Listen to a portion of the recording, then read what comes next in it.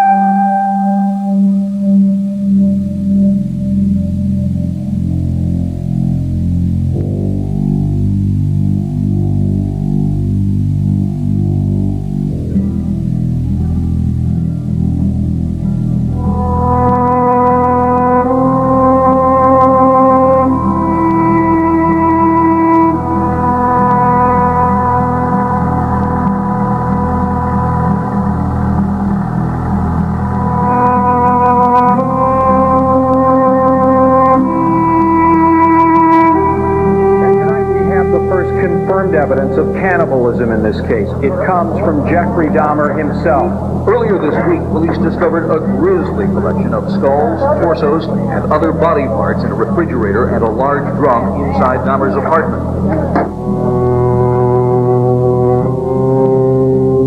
When I finally got enough facts to convince me that he was a murderer, I began to think of how I could have been involved with this, how I could have seen any signs throughout his life that he was coming to this point. Jeffrey Dahmer confessed to the killings, but pleaded not guilty on the grounds of insanity. After a 19-day trial, the jury returned their verdict. Jeffrey Dahmer was found sane and therefore guilty. It sort of inferred that Jeff was in his right mind at all times, and therefore the logical inference would be that people would think that he's evil, he's a monster, he's just totally perverse, evil person.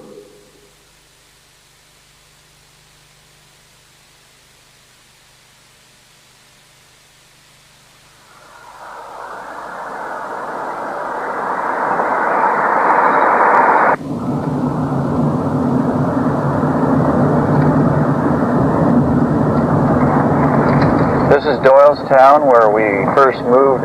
Jeff was 6 years old, and Jeff was starting to get very shy at this age and at this location. I didn't think too much of it because I was very shy when I was young, and I didn't really attach too much significance to it at that time. Jeff had a baby brother shortly after we moved here to Doylestown, and concurrently with that, a lot of problems developed with respect to physical and mental illnesses of my former wife. As a result, a lot of the caretaking duties fell to me, and we had some good times here. Every Sunday morning, Jeff and I and his dog Frisky would walk over to a neighboring farm and collect eggs, about a 2-mile walk, and then we would return and I'd fix breakfast for everyone. It was sort of a tradition.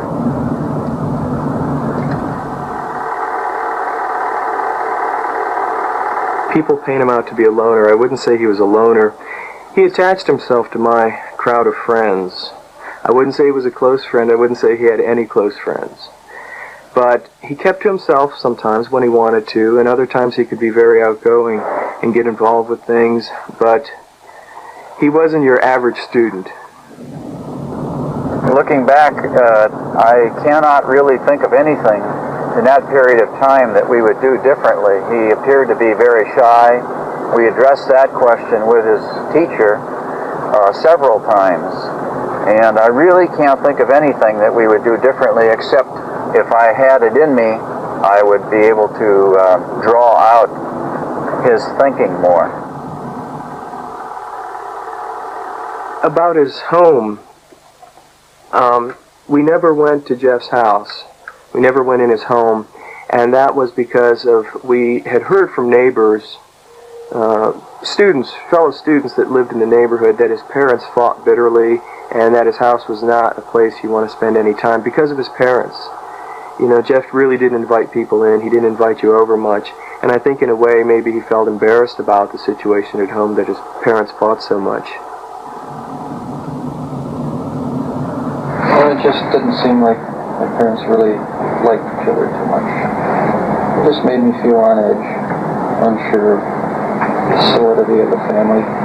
Mom was comforting when she could be. She was sick a lot during that time.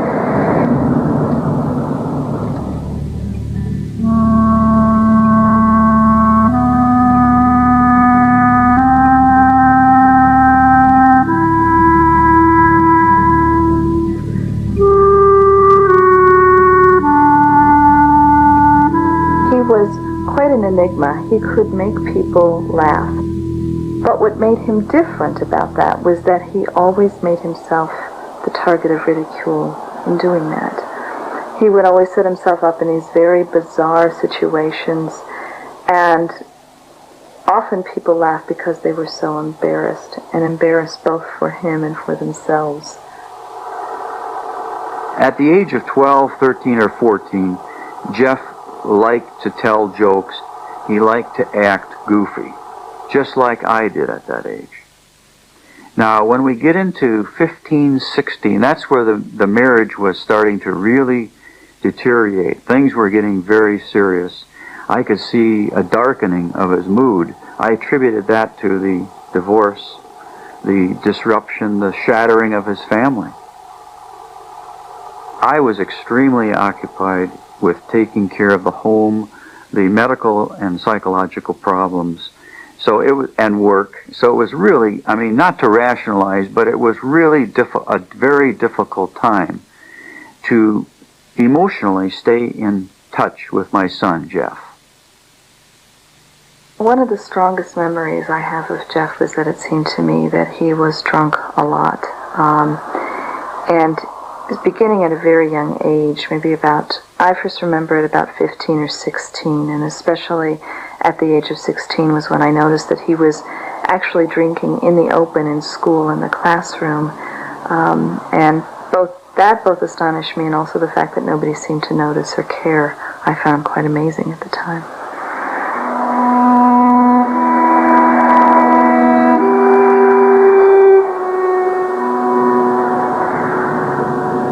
It was on this Bath Road where we moved, and Jeff and I participated with a lot of activities and events.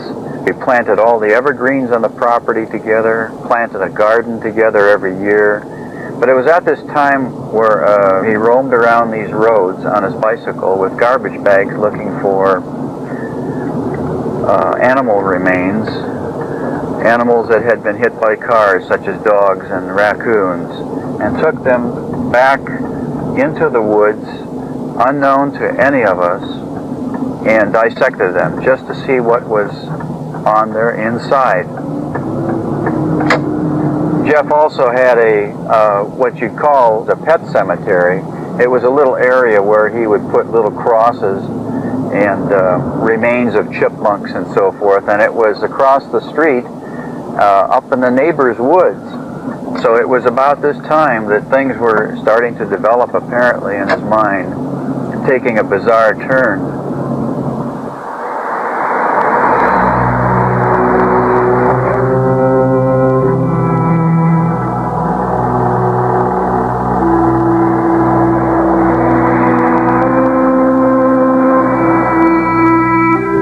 At the age of 18, just before his parents' divorce, he was left alone in the house.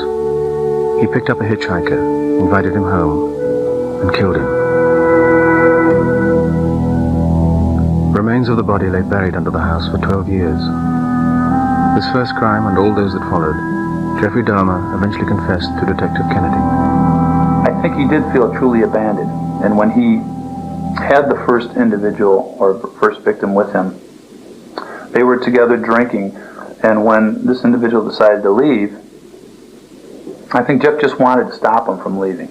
I don't believe in my mind that he premeditated to murder this individual. But when he hit him with the barbell, it was done while he was intoxicated. Doesn't excuse it, but I don't believe there was any premeditation there. I should have found decent interests to spend my energy on. If I had done that, I wouldn't be here today. I'd be living pretty decently.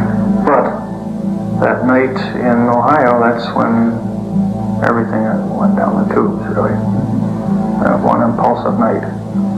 So nothing's really been normal ever since then.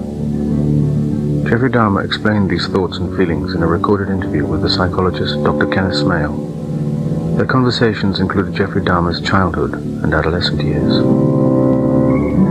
In Jeff's early adolescence, he had developed these thoughts and fantasy toward sexual urges of men, and also within that thinking also was urges to have sex with very passive and deceased people. He had planned or had fantasies of hurting other people.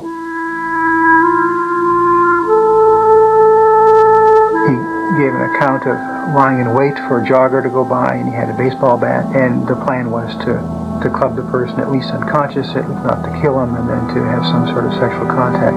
On that day, the jogger didn't go by, so there was no consummated act. But he had those thoughts and urges before he actually killed his first victim. I sort of wrapped myself up in a fantasy world during the latter part of elementary school days. Never was interested in what seems to me is 99% of the population of the world is, and leading a family life, you know. Jeffrey Dahmer graduated, but expressed no interest in his future.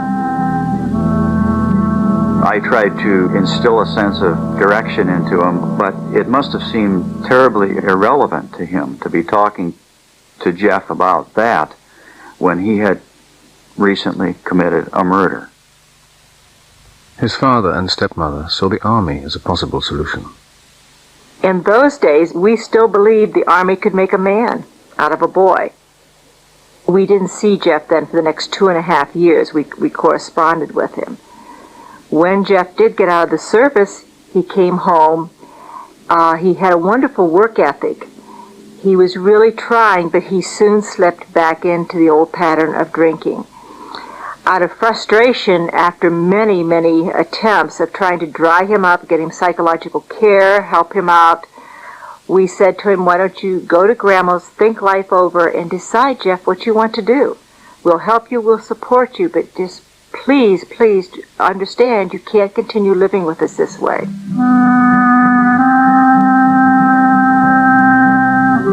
In January 1982, Jeffrey Dahmer left for his grandmother's house in Milwaukee.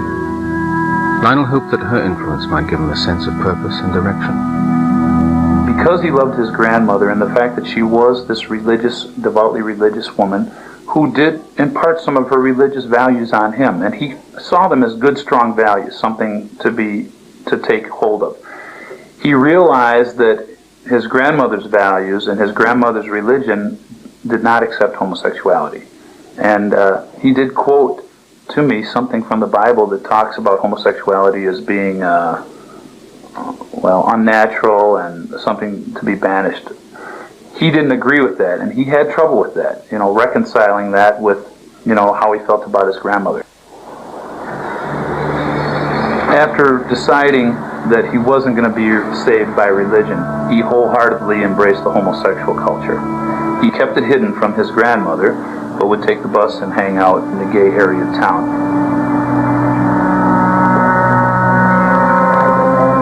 He was not just controlling urges to have homosexual contact with other people.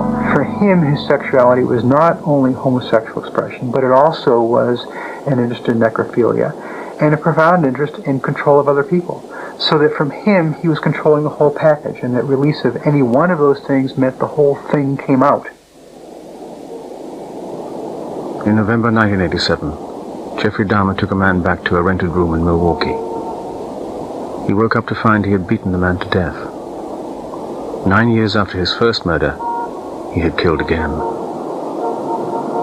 That started everything again. I was just interested in laying with people for the night up to that point. Something broke through, and I started the long slide down. It was an incessant, never-ending desire to have someone at whatever cost, someone good-looking, and it just filled my thoughts all day long.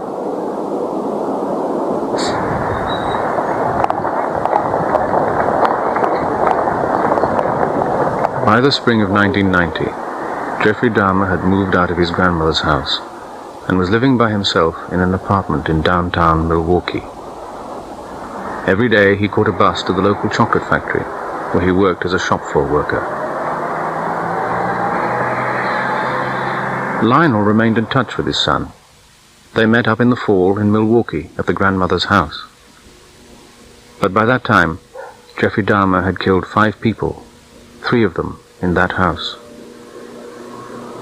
In Thanksgiving of 1990, we made our usual trip to Milwaukee to visit my mother. I took along a camcorder just to preserve us on camera. I took pictures of my mother and Jeff. So what have you been doing lately? Working and working and working and working? Working next week, starting Monday. I go back to work Sunday nights. Oh, boy. So you go back to work this Sunday night? Right. Yep. You're looking good though. You look nice and trim. Oh, that's good to hear. You look like you're working out. No. Aren't you? Oh, I haven't worked. Looking at Jeff, he looks entirely normal, clean cut, very nicely dressed, responds very sociably. You still keep up your membership there, though. There's nothing to indicate, really, that he had recently killed people. No, I've been surviving on McDonald's food for, since I moved down there. I really could not really see how I or anyone could think that he had been involved with murder or even something less than that. There's just no indication. I don't think. I couldn't see anything. Could you, honestly? And of course, you woke up at what, 8 this morning? Right. And then you cleaned up your apartment really nicely so you could show us what it looks like? Yeah, I want you to come over if you feel like it. I haven't done any dusting or vacuuming or anything. I do that on Sundays.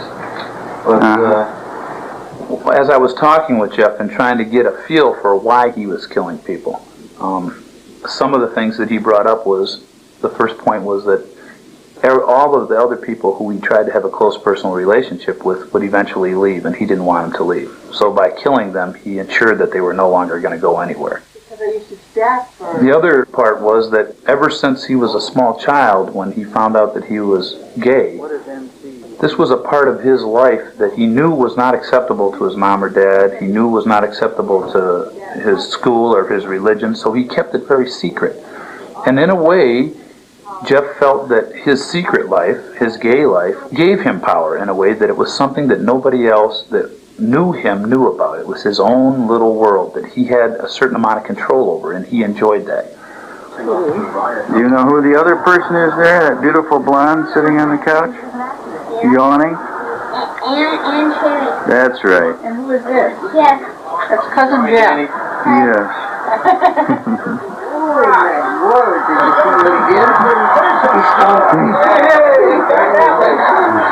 Looks like a bunch of satisfied people sitting around here. Yes.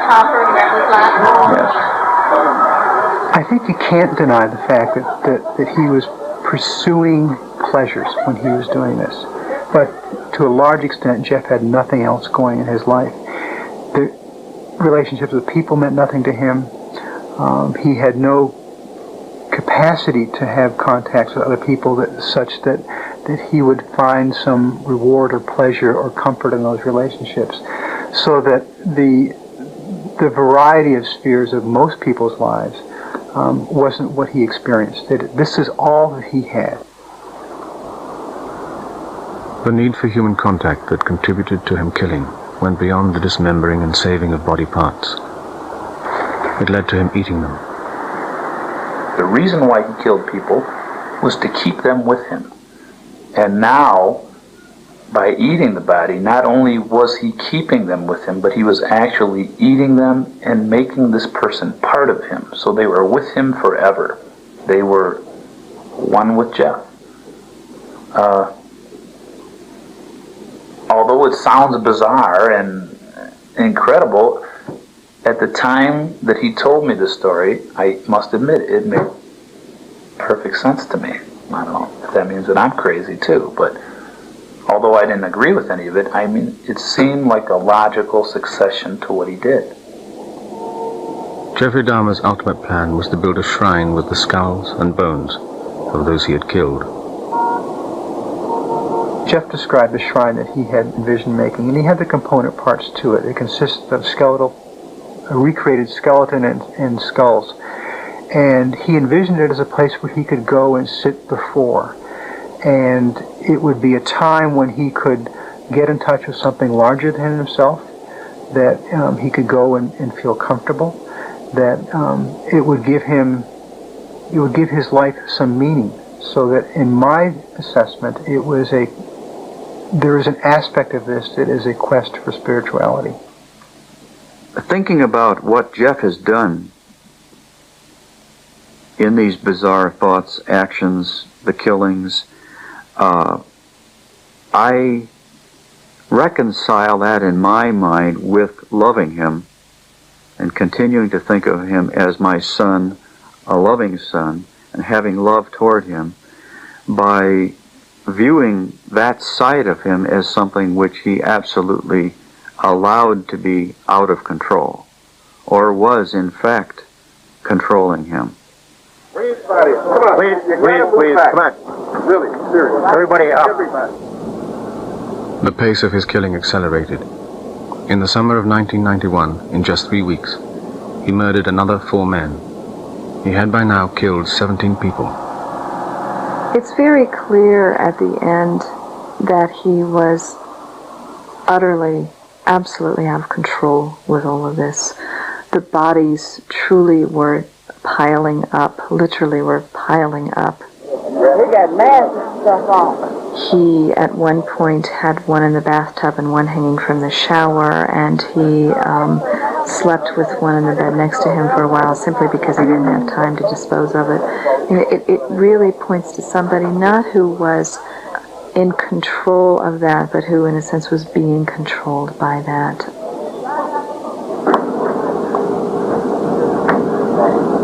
Jeffrey Dahmer was finally discovered at his apartment, surrounded by the evidence.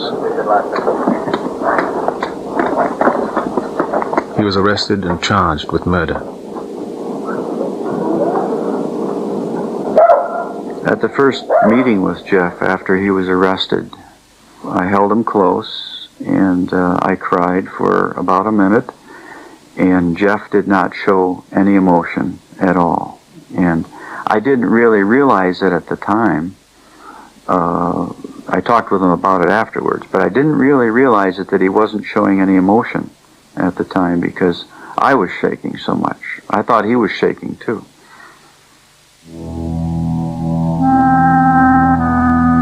In January 1992, the trial opened in Milwaukee. It was frightening. It was traumatic to have the victims' families to our left, and there were activist groups to our right, and people stared at us. In fact, some sweet old lady came and sat down beside me, and someone came over and whispered in her ear who we were and made her move. It was a do and a don't situation. We didn't want to be there, but we had to be there. While the details of Jeffrey Dahmer's crimes became widely known, he himself had not been seen publicly since his arrest. Among those waiting in court for his first appearance was the author Brian Masters. There was an enormous feeling of hatred, resentment, anger, as if they would have torn him limb from limb if they could have done. Because he'd not only bereaved them, but he had removed from them the object of their grief. They had no bodies to grieve over. All right, please.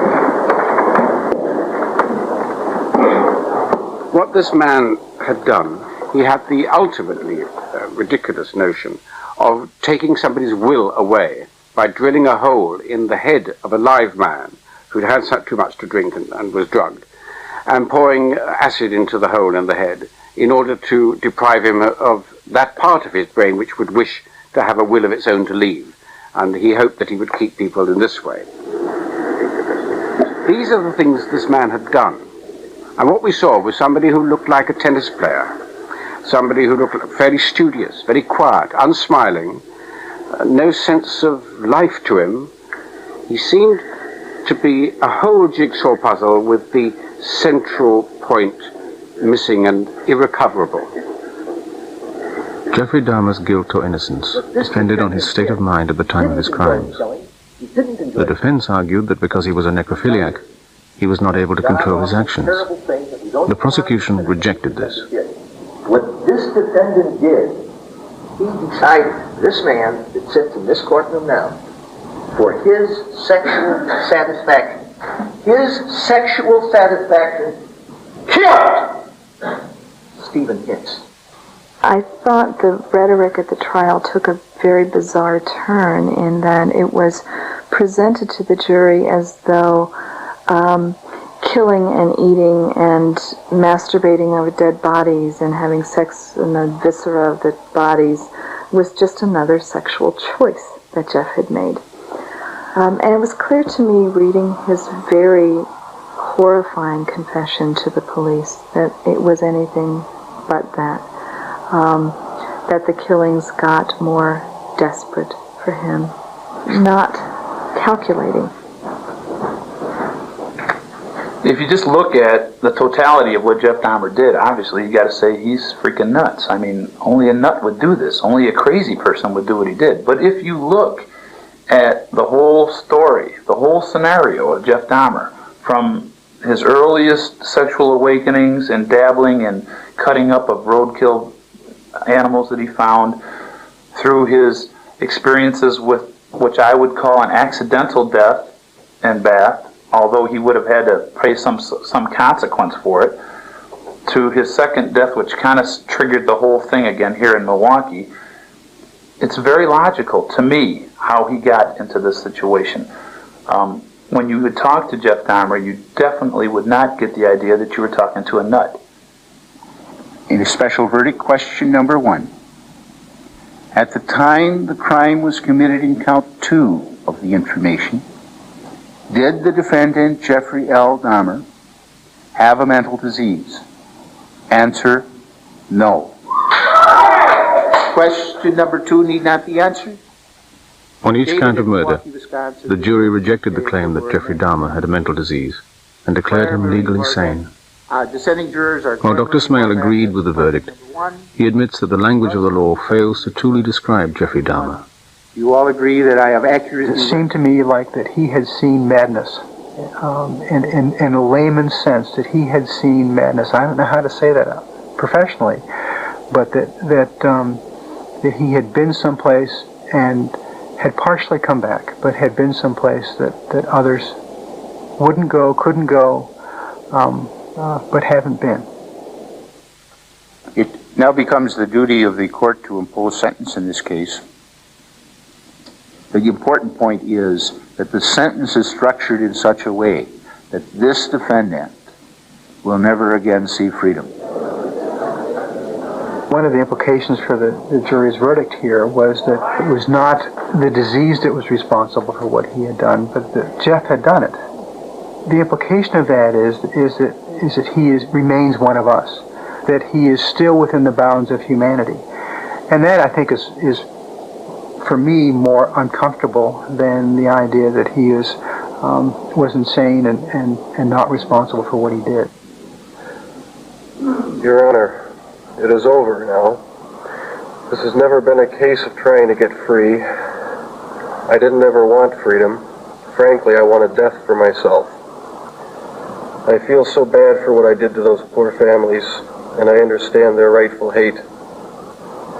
I am so sorry for that, and sorry for everyone else that I have hurt. I have hurt my mother and father and stepmother. I love them all so very much. I hope that they will find the same peace I am looking for.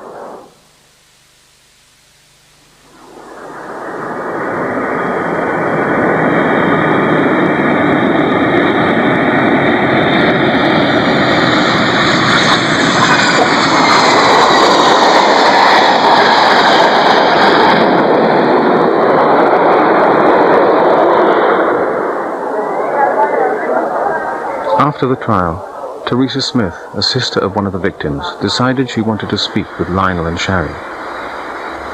Shari had made the first tentative move in the courtroom.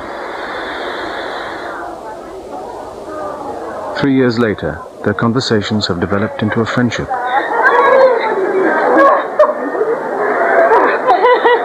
You come very good. There you go. Thank you. Very pretty. Where's Lionel? Oh, he's here long. I have parents, and I put myself in their shoes. If that was my parents, they would be going through a lot. And the guilt is just overwhelming, and you could see that and feel that when you talk to them. How you doing? Yeah. Good to see you. Good to see you. She came very good. No kidding. What did you bring me? Oh, well, I brought kids. I don't hold them responsible for what Jeff did, ever. He was grown when he did this. I talk about his life because I wanted to see what kind of upbringing he came from. In trying to come to terms with Eddie's death, Teresa felt she had to meet the man who had killed her brother. I wanted to know Eddie's last words because I wanted to know what mood my brother was in before he took his life. Well, he said he was sorry when I first walked in there. That's the first thing he basically said to me. And he was sorry for killing him. And it was just pure selfishness on his part. And if he could do it all over, he wouldn't have did none of that. But he couldn't help himself. So, and stuff. I'm really glad to see you guys. we are too. We're glad you're back down here. She is unlike any other person I know because I would have a very hard time forgiving anyone associated with someone who had done what Jeff did to my loved ones. I wish everything could be this peaceful. And I know. Friends and It'd be nice, like wouldn't it? this here. Yeah. Wouldn't it be nice to have your own private little island somewhere to escape? Yes. Just forget it all. You just understood that you had to move on and you had to understand.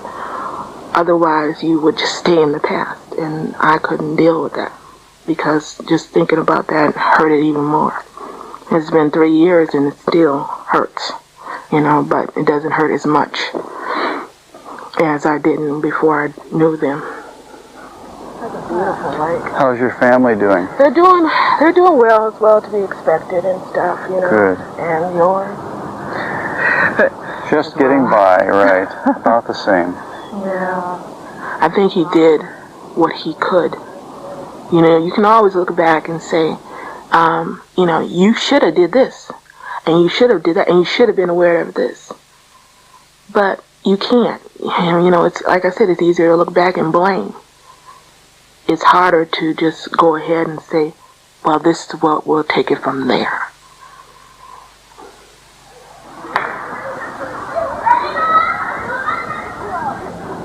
A decision Jeffrey Dahmer has recently made has helped Lionel to look forwards. His son has chosen to be baptized. All my life, I've tried to do practical things for Jeff to help him out when he's gotten into trouble, and maybe I wasn't just equipped to do that. But whatever the reason, his recent baptism in the Christ and his newfound faith is a comfort to me because I feel like I've had some part in doing that, and it's very important to me. Perhaps the victims' families will come to believe that he does deserve the end reward. I can't forgive him right now, but being the way I grew up and being a Christian, you're supposed to. You never forget. But one of these days, I might be able to do that and just let it go. Well, my opinion as a police officer is that it's easy to get religion when you're in jail. I mean, there's no place else to go. But I also do believe, because I have a faith, that if he wants to live with himself, and this is a point that I tried to drive home to him when I was trying to get him to tell me about the homicides, was that he had to admit to God what he did, ask for forgiveness, make some amends, and that's the only way he'd be able to live with himself. From my conversations with Jeff, I would say that he is genuinely reaching out and trying to embrace some religious aspects of life in order to make his life more bearable. He's there for the rest of his life. That is his home. That is where he's going to die. And to make amends with God is the right thing to do. And that's the only one who's going to forgive him for his sins. We have no right to say, oh, you can't be baptized. You know, who are we?